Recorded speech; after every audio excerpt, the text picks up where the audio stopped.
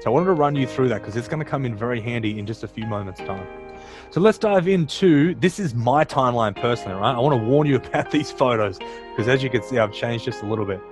I wanted to put this in there to give you a really good visual representation of not only where I've come from, but also what was going on at the unconscious mind on both sides of the coin. This is me. I was 18 years old.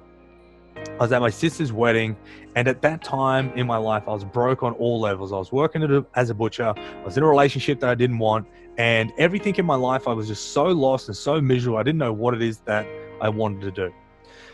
So at that point in time in my life, I didn't know much better. So all I started to do was drink to distract myself from the problems that I had. I drink and drink and drink and drink and drink, and that caused even more problems, more problems, more problems. Wasn't a good strategy. But this specific day, I was at my sister's wedding. She was getting married, obviously. And it's on a day where your wedding day is one of those days where it should be one of the most greatest days of your life. But for me personally, all I wanted growing up was I wanted to, a family of my own, people to love, and a wife. I wanted to find someone who would love me for me. Now, I saw my sister experiencing this, and do you think that I was happy for her? Do you think that I was over the moon? Do you think that I wanted, to praise her with love and all this sort of stuff? No. I was bitter. I was angry. I was resentful, all the things that aren't very nice. So what did I do? I started to get absolutely blind, rotten drunk at this party. Not only at this party, at my sister's wedding. Guess who's at your sister's wedding? Every single person you've ever met in your life. Your mum, your other sisters, your friends of the family, your grandparents. And I made an absolute fool of myself in front of all of them. Now, looking back on it many, many years later, I can think to myself, it was actually probably one of the best things that ever happened to me, because on that day, maybe not on that day, but maybe a few days later, I really realized just how much of a problem that I had. And that was very scary, but also very liberating, because I sort of discovered that I needed to change.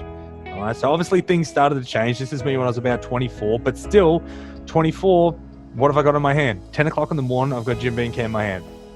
Still very lost, still not knowing what I wanted to do. A lot better than what I was, but still not on the right track.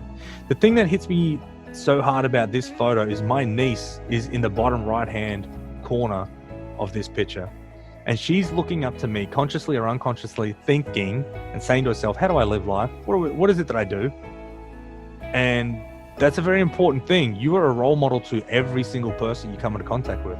You just might not know it. And you're either a constructive role model or you are a destructive role model. So for me, that's another picture that really hits home. This is myself. I think I was about 25 here. This is when I was working in the butcher shop that myself and my parents owned here on the Gold Coast. And the really powerful thing about this is I remember one day I was working away and I loved doing what I was doing. And I was really good at it, but I knew deep down inside that it wasn't meant for me. And I remember one day, standing there working away, and in front of us we had all these mirrors so we could see what was going on behind us, customers coming in and that sort of stuff. And I remember looking around, looking at everyone in the butcher shop, and I looked at myself in the mirror and I'm like, is this what you want to do for the rest of your life? It's like myself having to go at myself. I was like, is this what you want to do for the rest of your life? And the answer was no. It's like, man, this is not what I want to do. And within that moment, I was like, all right, make a friggin' choice. What do you want to do? You're either going to keep doing this and you're going to do this until the day you drop dead, or you're going to do everything it is that you can in order to change now.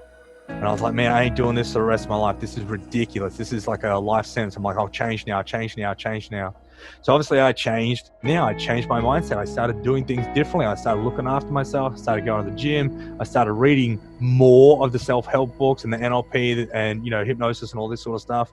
By this stage in my life, I started reading my first NLP book, my first book on change and mindset when I was 18. I just never did anything about it.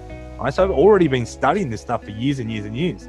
And it slowly, I started using little bits of it. And then I asked myself a question.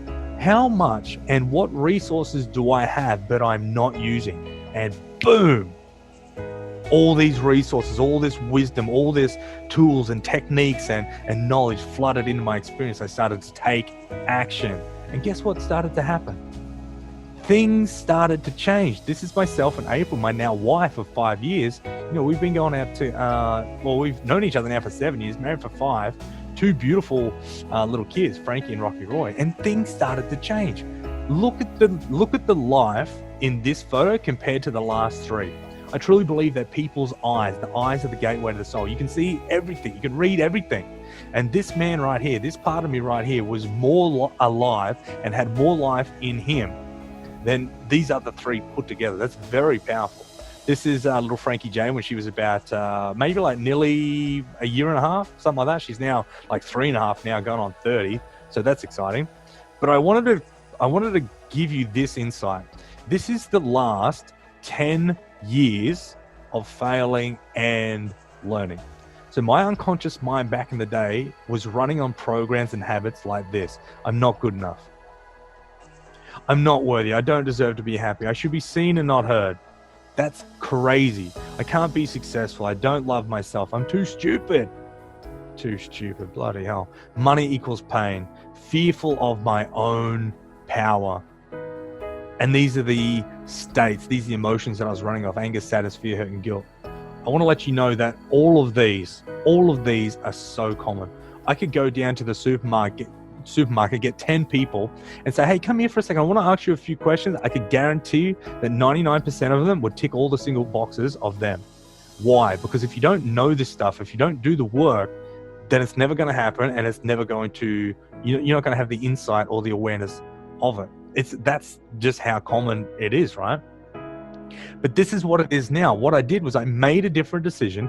I jumped across the line and I started to live on the right side of life. Started to live by. These are the things that I changed. So the unconscious mind now is I am good enough, as are you. I am worthy. I deserve everything. I was born to be heard. So are you.